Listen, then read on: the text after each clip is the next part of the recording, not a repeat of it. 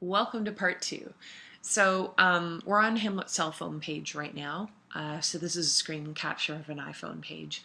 And so on Hamlet's cell phone page, you would actually be able to listen to the different voicemails that are on his phone. So here's Ophelia's as an example.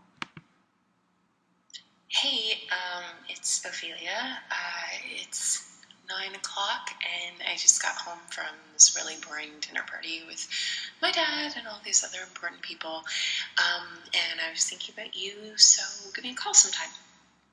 So I played this voicemail message for my students and I asked them, and these are students who have had no exposure to Hamlet before, I said, who is Hamlet or who was Ophelia to Hamlet?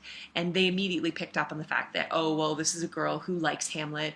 They're probably not in a relationship yet, but she wants to be. And she's obviously her father is somebody really important. So they were able to make a lot of inferences just based on that voicemail. And then just here's Horatio's as well. Hey, buddy. We're heading down to the pub in a couple hours to watch the game. If your philosophy essay is done, come down and meet us. So, and talking to my students, they were able to understand the character relationships there as well. At the bottom of the page, you have the option to check your text messages.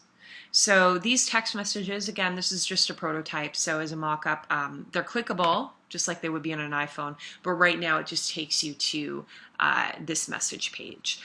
In the real version, you would actually get the expanded version of the text message, and you might be able to see a back and forth conversation as well. After you've completed that, so you've done a complete tour of the dorm room, whichever order you like, it says, gives you the option to test your knowledge with a quiz.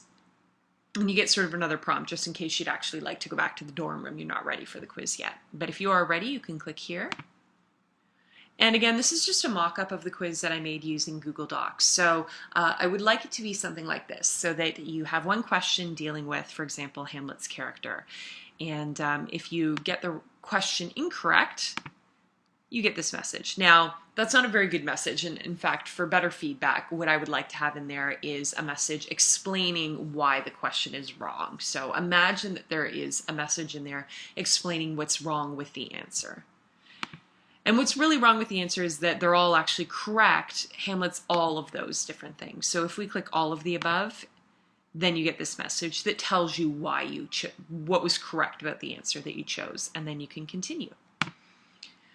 And I've just got on here a message about what the rest of the quiz would contain. And I couldn't do this with Google Docs, but I would like something a little bit more interactive where you could maybe create a family tree. So you could take the pictures of the different characters and drag them around on the screen so that you had the correct relationships between the characters. So if students successfully completed the quiz, so they got 80% or higher, they're going to receive a phone call from Gertrude, giving them the unfortunate news that old Hamlet has died and he must return home immediately, which will then allow the student to unlock the next level.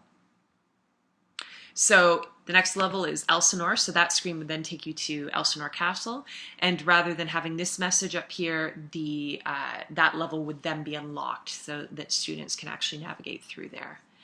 So that would be, the second level would increase in complexity. So this would be an example of the segmenting principle where we've segmented the different bits of knowledge into more manageable components. And so we'd move from just looking at simple character relationships to getting more involved in the political situation. So you get an idea of the larger picture. In the House of Polonius, we would get some of the subplots that go on within Hamlet, and all of the bits of information that take place in this role-playing game are all of the events that lead up to the start of the play. So the final level would be looking at themes and key issues that are present in Hamlet, like the supernatural, the concern with life after death, and all of these different things, and then that would end right at the start of the play. So I hope that this has given you a clear understanding of what the Hamlet Live web-based learning tool is like, and thanks for giving me the opportunity to make it.